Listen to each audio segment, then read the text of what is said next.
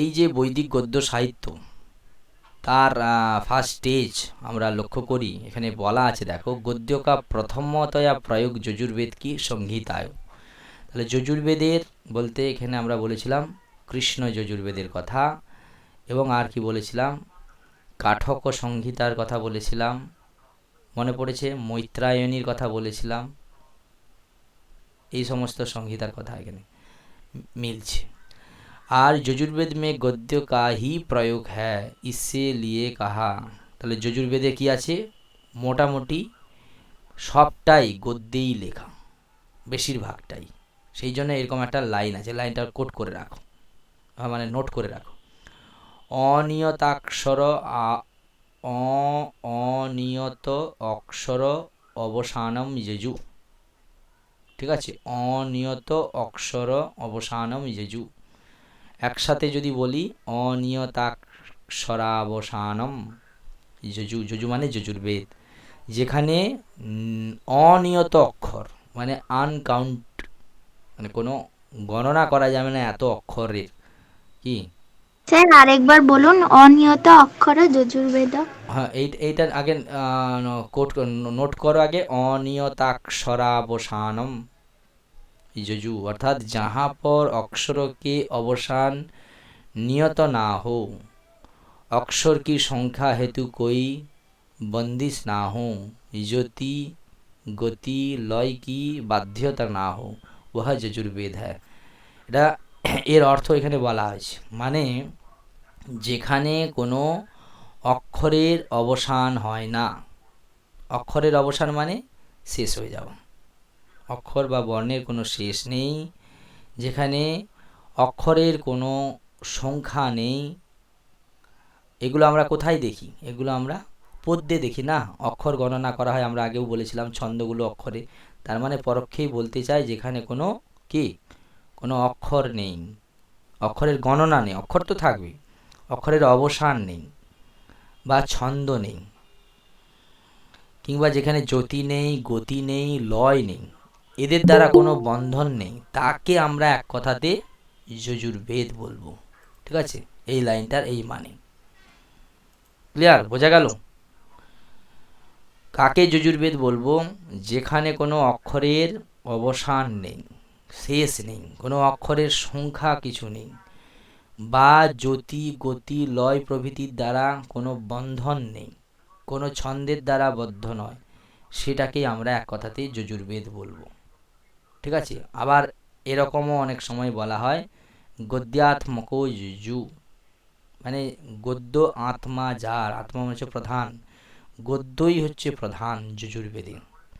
ওই জন্য বলেছে, দেখো, যজুর্বেদ কা অধিকতম অংশ গদ্য রূপ। আমি আগেও বলেছি, পুরোটা না, ম্যাক্সিমামটা গদ্যে লেখা। আর কি বলছে দেখো, গদ্য, হ্যাঁ বলো।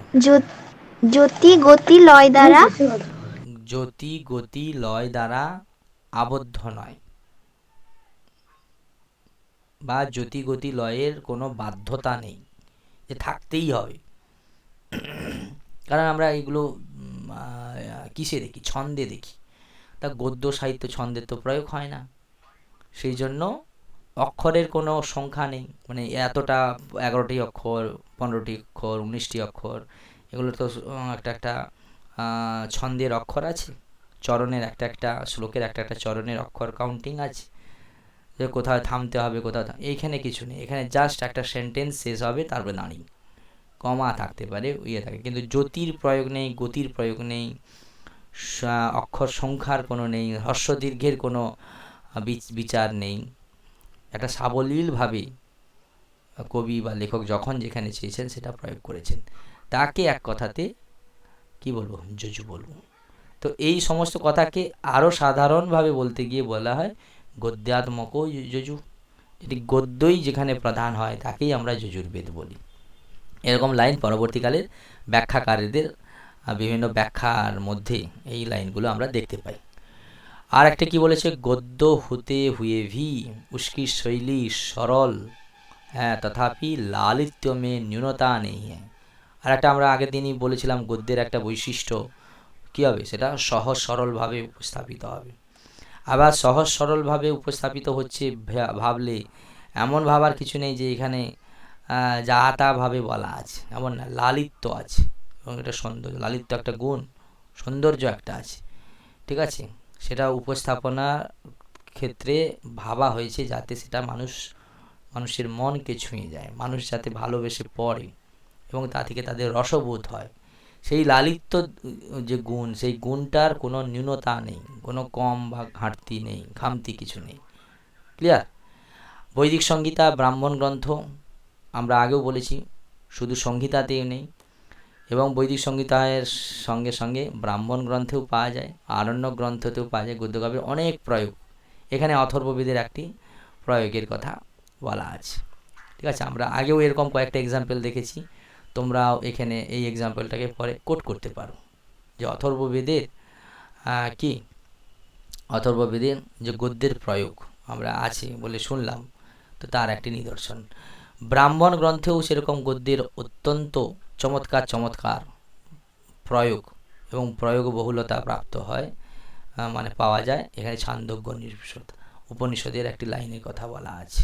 তো এগুলো তোমরা তোমাদের যদি কোনো বড় প্রশ্ন বা কোথাও কোট করতে হয়, কেউ যদি জিজ্ঞাসা করে যে উপনিষদে গদ্যে আছে, তার একটা প্রমাণ বলো, একটা বলো, তখন প্রমাণ হিসাবে এই জিনিসগুলো উপস্থাপিত করা যেতে পারে। এখানে মোটামুটি কয়েকটা এক্সাম্পল দেওয়া হয়েছে, এগুলো হচ্ছে সব বৈদিক গদ্যের। আরও কয়েকটা এক্সাম্পল আগের ক্লাসে অন্য একটি বই থেকে দেখিয়েছিলাম, ঠিক আছে। এগুলোকে আমরা ভাগ করছি, মানে কি, এগুলো বৈদিক, কারণ বেদের মধ্যেই তো সংহিতা, বেদের মধ্যেই ব্রাহ্মণ এবং উপনিষদ, এগুলো সব বৈদিক গদ্য সাহিত্য। এরপরে আমরা পৌরাণিকে চলে যাব। তো যাই হোক, মোটামুটি এর নিচে কি বলেছে দেখো। इन इन उदाहरणों से यह तो स्पष्ट है कि वैदिक कवि गद्य का सरल সহজ স্বরূপ অঙ্গীকার করতে হয়। তাই এই উপরের এই প্রয়োগগুলো দেখে আমাদের কি মনে হয়, বৈদিক কালে যে সমস্ত কবিরা, কবি খেয়াল রাখতে হবে, আমরা বাংলায় যাকে কবি বলি তারা শুধু কবিতা লেখি, আর সংস্কৃতে যারা গদ্যও লেখে তাদেরকেও কবি বলে, পদ্যও যারা লেখে তাদেরকেও কবি বলে। তো সেই বৈদিক কবিদের, যারাই মনোরঞ্জনের সৃষ্টি করে, যারাই রস পরিবেশনের সৃষ্টি করে, তাদেরকেই কবি বলে। সে গদ্যে লেখা হোক, পদ্যে লেখা হোক, বা গদ্য পদ্য মিশিয়ে লেখা হোক না কেন, ঠিক আছে। তো এই উদাহরণগুলো থেকে বিশ্লেষণ করলে আমাদের কাছে স্পষ্ট তাদের উদ্দেশ্য ছিল যাতে সহজভাবে এবং সরলভাবে কি হয়, জিনিসগুলো, মনের ভাব তারা প্রকাশ করতে পারে। তারপরে বলা হচ্ছে দেখো, শব্দাড়ম্বর মে উনকি শ্রদ্ধা নেই। হ্যাঁ, মানে যে গুরুগম্ভীর শব্দ, দীর্ঘ সমাসবদ্ধ পদ জুড়ে আমি আমার গদ্য সাহিত্যকে সৃষ্টি করব, এইরকম ভাবনা বৈদিক কবিদের মধ্যে ছিল না। আমি আগের দিনে আলোচনা করেছিলাম। পরবর্তীকালে অবশ্য লৌকিক যত সাহিত্য গড়ে ওঠে, সেখানেও এরকম সহজ সরল গদ্যও পাওয়া যায়, আবার জটিল গদ্যও পাওয়া যায়, ঠিক আছে। আরও বলতে গিয়ে বলছে দেখো, उपनिषदों में वाक्यों की प्रांजलता और शब्द प्रवाह का माधुर्य गद्यों को पद्यों से भी अधिक चमत्कृत करने वाला सिद्ध कर देता है, ঠিক আছে। উপনিষদের কথা বলতে গিয়ে বলছে, উপনিষদে তো আরও উৎকৃষ্টভাবে বাক্যের প্রয়োগ আছে, এবং বাক্য প্রাঞ্জল, বাক্য প্রাঞ্জল কথার অর্থ হচ্ছে একবারে মন ছুঁয়ে যায়, একেবারে সহজ, হ্যাঁ, এবং শব্দ প্রবাহ, যেন পরের পর ঘটনাগুলো, পরের পর ব্রহ্ম বিষয়ক আলোচনা কিন্তু হয়েছে, কিন্তু খুব কঠিনভাবে উপস্থাপিত হয়নি, এবং চমৎকারভাবে মানুষের মনে যাতে আকর্ষণ সৃষ্টি করে পড়ার জন্য। তো সেই দৃষ্টিতে বিচার করে অনেক সময় এই যে মাধুর্য, মাধুর্য মানে কী বলে, মাধুর্য একটা গুণ, মানে লোক মন দিয়ে পড়তে চাইবে, শুনতে চাইবে। তো সেই জিনিসগুলো কিন্তু উপনিষদের বাক্যের মধ্যেই পাওয়া যায়। সেটা দেখে অনেক সময় আমরা বলা হয় যে গদ্য কাব্য পদ্য থেকেও অধিক চমৎকার। পদ্য সবসময় চমৎকার, মানে পদ্যের প্রতি মানুষের আকর্ষণ বেশি, কারণ পদ্য একটু শোনায় ভালো, একটু সুর তাল লয় মিশিয়ে বলা হয়, এবং অল্প হয়। পদ্য সবসময় ছোট হয়, আর গদ্য বড় হওয়ার জন্য অনেকে পড়তে চায় না।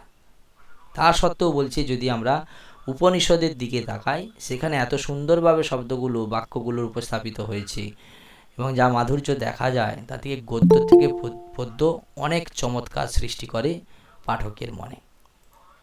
ঠিক আছে। নেক্সট বলছে দেখো, একটা উদাহরণ দিয়েছে, भृगु ऋषि কথা বলেছে। भृगु ऋषि जब अपने पुत्र वरुण के समक्ष ब्रह्म जैसे गंभीर विषय की प्रस्तुत कर रहे थे तब उनके वाक्यों में प्रवाहपूर्ण गति एवं भाव गांभीर्य का अद्भुत संगम दर्शनीय है। তাহলে ভৃগু ঋষি তার নিজের ছেলে বরুণকে ব্রহ্ম বিষয়ে জ্ঞান দিচ্ছিল। তো সেই ব্রহ্ম বিষয়ে জ্ঞান যখন ভৃগু ঋষি তার পুত্র বরুণকে দিচ্ছিলেন, তাহলে একটা ব্রহ্ম একটা বা ঈশ্বর একটা গম্ভীর বিষয়, উপলব্ধির বিষয়, তাকে শব্দের মাধ্যমে প্রকাশ করা এত সহজ না। তা সত্ত্বেও তিনি কি করছেন, সাবলীলভাবে একটা বাক্য প্রয়োগ করে যাচ্ছেন। অনেক সময় প্রবাহপূর্ণ গতি বলতে মানে বর্ণনা করতে গিয়ে কোথাও থেমে যাননি, ঠিক আছে। এটা গদ্যের সবথেকে চমৎকার বৈশিষ্ট্য। কোনো ঘটনা বর্ণনা করতে গিয়ে কোথাও যদি গতি হারিয়ে যায়, আমরা বলি না গতি হারিয়ে যায়, বোরিং হয়ে যাবে। এত বড় এক তো দীর্ঘ হয় গদ্য, তো তাতে যদি কোনো একটা উপস্থাপনা করার সময় যদি যে উপস্থাপক তার যদি এই বোধটা না থাকে যে পাঠক এত বড় একটা গদ্য পড়বে তারপরে সে পুরো কাহিনীটি জানবে, তো সেইটা উপস্থাপনা করার সময় তাকে এটা ভাবতে হবে যাতে সে এতটা পড়তে গিয়ে ক্লান্ত না হয়ে যায়। তার মধ্যে রসের তাকে উৎসাহ দেওয়ার মতো কিছু জিনিস, উৎসাহ পাওয়ার মতো কিছু জিনিস যেন তার মধ্যে থাকে। তাহলে কী হবে, তাহলে গতি থাকবে, সে এক গতিতে এক নিঃশ্বাসে পড়তে থাকবে। চমৎকার যদি গদ্য সাহিত্য কিছু বাংলাতেও আছে, অন্যান্যও আছে, অভিজ্ঞান শকুন্তলম পড়ে দেখো, সাথে আছে। এইখানে কিন্তু কিসের উদাহরণ দেওয়া হয়েছে, এখানে একটি উপনিষদের উদাহরণ দেওয়া হয়েছে, ভৃগু ঋষির এবং তার পুত্র বরুণের কথা বলা হয়েছে। তো তিনি একটা গুরুগম্ভীর্য বিষয় ব্রহ্ম, এবং তাকে সহজ সরলভাবে চমৎকার উপায়ে একের পর এক ভাব প্রয়োগ করেছে।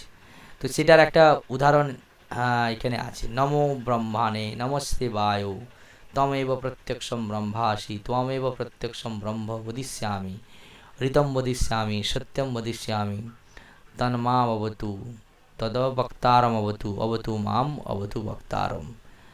এই ছোটো ছোটো বাক্য ভালো করে দেখো।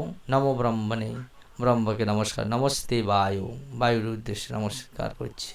তমেব প্রত্যক্ষম ব্রহ্মাসি, তুমিই হচ্ছে সাক্ষাৎ ব্রহ্ম, মানে প্রত্যক্ষ তো তোমাকেই আমি দেখতে পাচ্ছি। কারণ বায়ুকে আমরা প্রত্যক্ষ তো দেখতে পাই, মানে দেখতে পাই বলার অর্থ হচ্ছে অনুভব করতে পারি।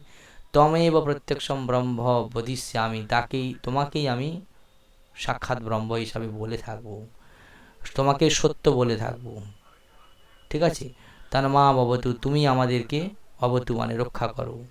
তথা বক্তারম অবতু, তুমি বক্তাদেরকেও রক্ষা করো। অবতু মাম, আমাকে রক্ষা করো। অবতু বক্তারম, আমাকে রক্ষা করো, বক্তাকে রক্ষা করো।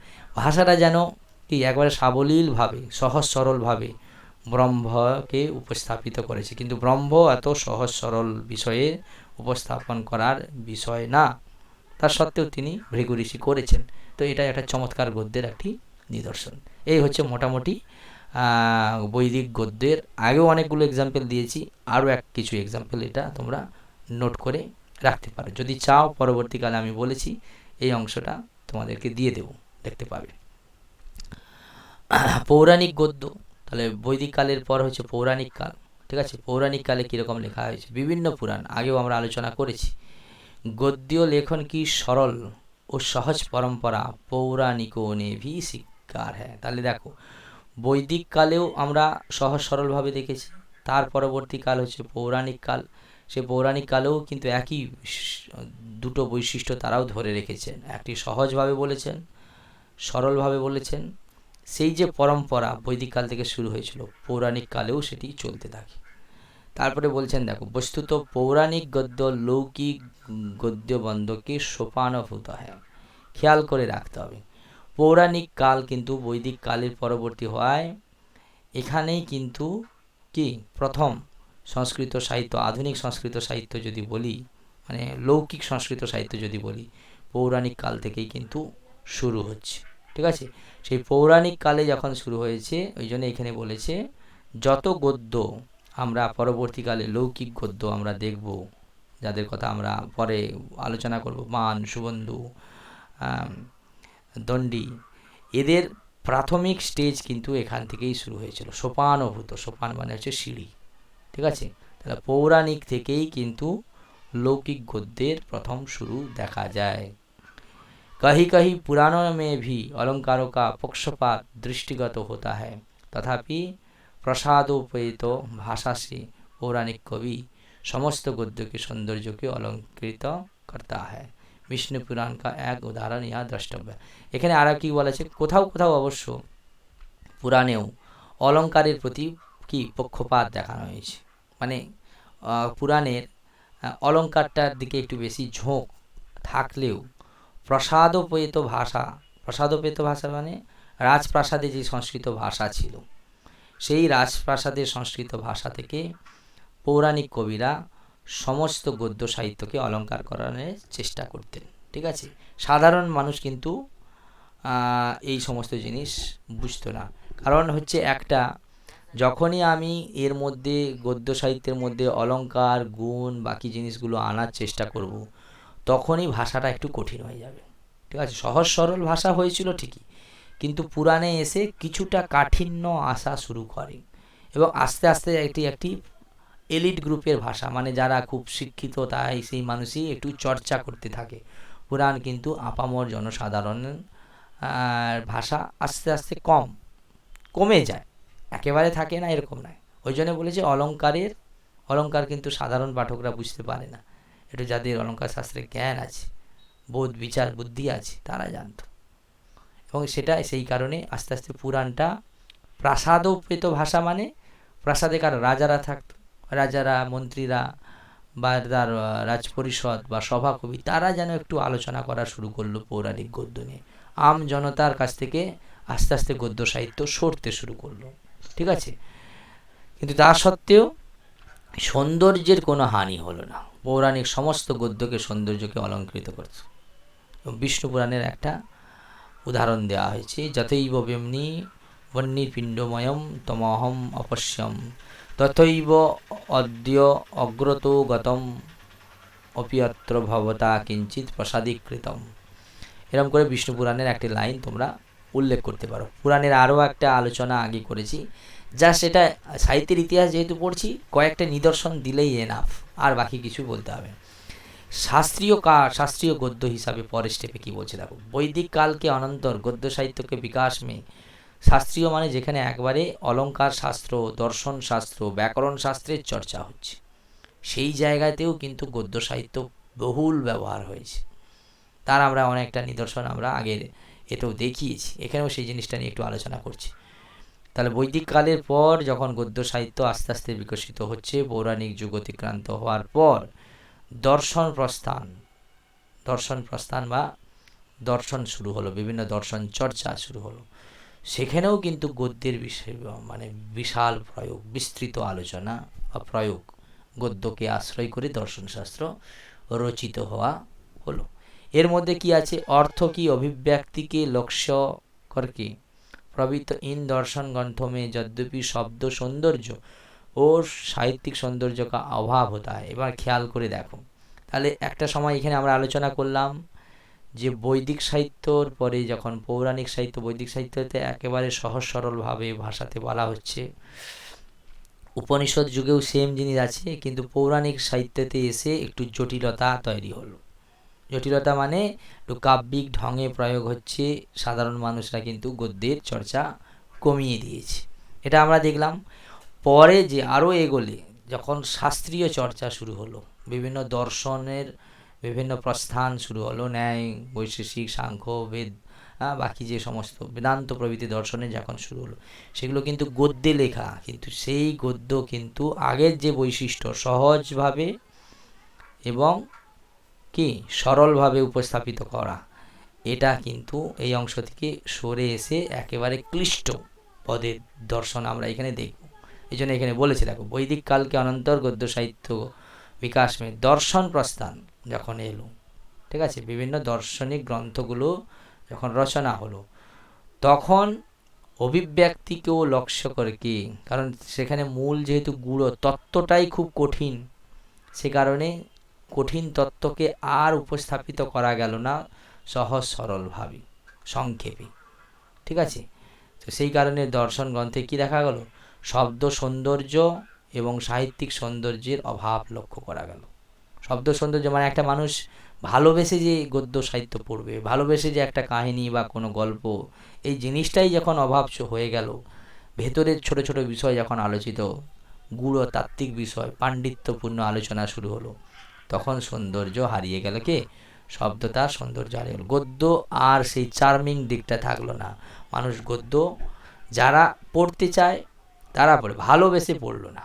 ঠিক আছে, গবেষণার জন্য পড়ছে কেউ, শাস্ত্রীয় চর্চার জন্য পড়ছে কেউ, কিন্তু আপামর জনসাধারণের কাছে গদ্যের যে চাহিদা ছিল সেটা হারিয়ে গেল এবং তার সাহিত্যিক সৌন্দর্য আর পাওয়া যায় না। ওটা পড়ে কেউ, তোমরা যখনই দর্শন পড়বে পরবর্তীকালে দেখবে সেখানে খুব একটা নান্দনিক জিনিস কিছু নেই, রসবোধের কিছু পুরো অভাব।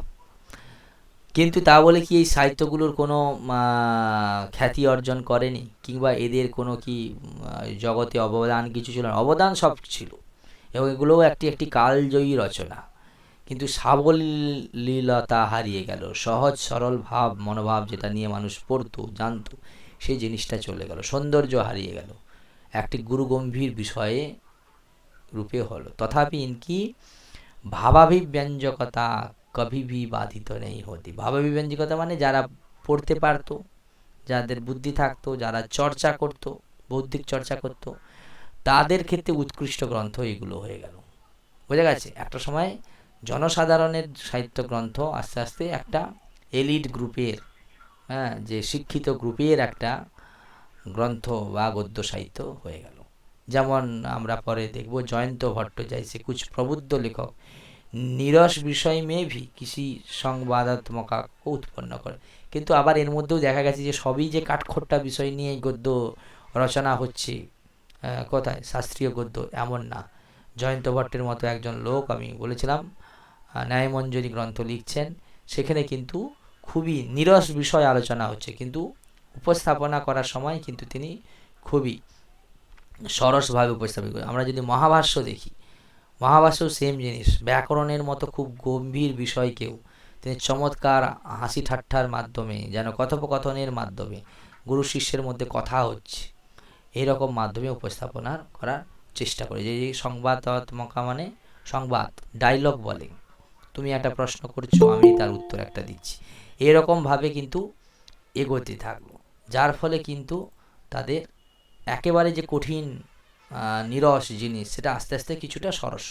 কিন্তু ওভারঅলভাবে যদি দেখি শাস্ত্রীয় গ্রন্থগুলো কিন্তু আমরা সহজ সরলভাবে দেখি না, সেখানে খুব গূঢ় তাত্ত্বিক জিনিস কিন্তু আলোচিত হয়।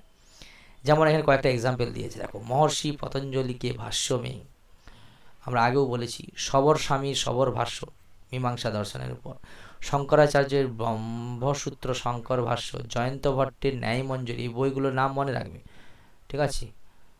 শঙ্করাচার্যের ব্রহ্মসূত্র ভাষ্য, সবর স্বামীর সবর ভাষ্য, মহর্ষি পতঞ্জলির মহাভাষ্য, গদ্য কা বৈলক্ষণ্য দৃষ্টিগত হতা হ্যায়। এইগুলো হচ্ছে একটু বিশেষ বিশেষ, একটু আগেই বললাম না জয়ন্ত ভট্টের কথা। তো এদের যদি গ্রন্থ আবার পড়ি তাহলে এখানে কিন্তু কিছু কিছু চমৎকার সৃষ্টি আছে এই লেখাগুলো। এতে মানুষ তার গূঢ়তাত্ত্বিক জিনিসগুলোও, দর্শনের জিনিসগুলোও যেমন জানতে পারবে, তেমন এখানে একটু একটু রসেরও স্ফুরণ আমরা দেখতে পাই, মানে রসবোধও হবে, মানুষ পড়তেও ভালোবাসে। পতঞ্জলি মহাভাষ্য যখন তোমাদের এমএতে পাঠ্য আছে দেখবে, পড়তে ভালো লাগে, সরসভাবে উপস্থাপিত হয়েছে, কিন্তু আবার ব্যাকরণে একই রকম সবর ভাষ্য, ন্যায়মঞ্জরি, ব্রহ্মসূত্র শঙ্করের, এটা অন্যান্য এই যে শাস্ত্রীয় গদ্য গ্রন্থের থেকে এই কয়েকটি গ্রন্থ কিছুটা একটু আলাদা। আবার বলেছে দেখো শাস্ত্রীয় গদ্য के उदाहरण में ध्वनिकार आचार्य आनंदवर्धन का धन्यालोक, অভিনবগুপ্ত की टीकाओ, সায়নাচার্য की বেদভাষা উৎকৃষ্ট। আর যদি কোনো উৎকৃষ্ট সাহিত্য, গদ্য সাহিত্য এই যুগের যদি মনে করা হয়, মানে পৌরাণিক যুগের পরে, তাহলে অবশ্যই এইগুলো, এই কয়েকজন আচার্যের নাম অবশ্যই বলতে হবে। পতঞ্জলির কথা, সবর স্বামীর কথা, শঙ্করাচার্যের কথা, ঠিক আছে, জয়ন্ত ভট্টের কথা, তারপরে আমাদের আনন্দবর্ধনের কথা, অভিনবগুপ্তের কথা, সায়নাচার্যের কথা, এরা হচ্ছে এই যুগের একজন দিকপাল, ঠিক আছে। কিন্তু আমাদের এগুলো তো আলোচ্য বিষয় না, আমরা জাস্ট ইতিহাস হিসাবে একটু জেনে নিচ্ছি। আমাদের মূল ফোকাস একটা ইতিহাসকে রাখা, পরবর্তীকালে এই সমস্ত কিছু কিছু গ্রন্থ আমাদের পাঠ্য আছে, সেখানে সেগুলো জানবো, বিস্তারিতভাবে আলোচনা করলাম না। বোঝা গেছে? এই মোটামুটি পৌরাণিক গদ্য বলতে পারো, আর বৈদিক গদ্য বলতে পারো, এবং শাস্ত্রীয় গদ্য বলতে পারো। নেক্সট দিন আমরা সাহিত্যিক গদ্য কিছু আলোচনা করব, তারপরে গদ্যের ভেদ। তো সাহিত্যিক গদ্যটাও আজকে দেখে নিলে একটা মনে হয় পুরো জিনিসটা শেষ হয়ে যাবে। তারপরে এবার গদ্যের ভাগ, তারপরে আমরা পরের সিরিজ অফ লেকচারে আমরা আলোচনা করব কি কয়েকজন গদ্যকার। আমার 3টে ইউনিটের মধ্যে 3টে পার্ট ছিল, প্রথম পার্টের প্রায় শেষের দিকে আমরা চলছি। তো সাহিত্যিক কিছু গদ্য আমরা বারবার শুনছি, সাহিত্যিক গদ্য আরও আধুনিক যুগে তৈরি হয়েছিল। তো এই অংশের দিকে তাকালে আমরা কি দেখি না, সাহিত্যিক গদ্য একবার ঐতিহাসিক গদ্যকাব্যের থেকে প্রথম শুরু হয়েছিল। সাহিত্যিক গদ্যকাব্য আরম্ভত ঐতিহাসিক গদ্যকাব্য কি আত্মভূত আখ্যায়িকার কথা বলেছি, সত্য ঘটনাকে নিয়ে হয় এবং ঐতিহাসিক ঘটনা, সেখান থেকেই শুরু হয়েছে। আখ্যায়িকা কীরকম না, এখানে কয়েকটা নাম বলা আছে। একটা আখ্যায়িকার নাম বাষ্পদত্তা, সুমনন্তরা, ভৈমরথী প্রভৃতি, এগুলো আখ্যায়িকা। এদের মধ্যে যে সমস্ত ক্যারেক্টার আছে, সেই ক্যারেক্টারের সঙ্গে অনেক সময় পৌরাণিক চরিত্রের ম্যাচ পাওয়া যায়, ঐতিহাসিক চরিত্রের ম্যাচ পাওয়া যায়। ঠিক আছে? তাহলে সাহিত্যিক গদ্য যখন পরবর্তীকালে আধুনিক গদ্য দেখি, তো সেখানে ঐতিহাসিক দিক থেকে এবং সত্য ঘটনাকে আধার করে এই সমস্ত গ্রন্থ একটু একটু করে শুরু হয়েছিল। সুবন্ধুর বাসবদত্তা, আমরা সুবন্ধু পড়লে এই জিনিসগুলো, বাসবদত্তার কাহিনী কি, এগুলো আমরা জানার চেষ্টা করব। আর কি আছে সাহিত্যিক গদ্যের উৎকৃষ্ট উদাহরণ, আমরা আগের দিনই কয়েক দিন আগে আমরা আলোচনা করেছিলাম, বিভিন্ন শিলালেখেও পাওয়া যায়। ঠিক আছে? এগুলো সব আধুনিক যুগের পরবর্তীকালে, মানে এই দর্শন যুগের পর যে যে যুগটা শুরু হচ্ছে, সাহিত্য নিয়ে চর্চা সুবন্ধু থেকে শুরু করে একেবারে আধুনিক যুগ পর্যন্ত, সেখানে উৎকৃষ্ট উদাহরণ শিলালেখের মধ্যে যদি রুদ্র দামনের কথা আমরা আগেও শুনেছি বারবার, যার গিরিনার শিলালেখ নাম, হরিকৃষ্ণের হরিসেনের সমুদ্রগুপ্ত প্রশস্তি, সেখানেও কিন্তু গদ্যে, তোমরা যদি কেউ প্রশ্ন করে যে দুটি গদ্য সাহিত্যের নিদর্শন আমরা পাই শিলালেখে, দুটি শিলালেখের নাম, তাহলে লিখবে রুদ্রদামনের গিরিনার অভিলেখ এবং সমুদ্রগুপ্তের প্রশস্তি আছে যে হরিসেনের, তাতে কিন্তু আমরা গদ্যের পাই। ঠিক আছে? নিদর্শন। তারপরে আমরা ওর পরে কি বিশিষ্ট হিসাবে কয়েকজন উৎকৃষ্ট গদ্য সাহিত্যিকের নাম দণ্ডী, সুবন্ধু, পান, এদের রচনা দেখতে পাই। ঠিক আছে?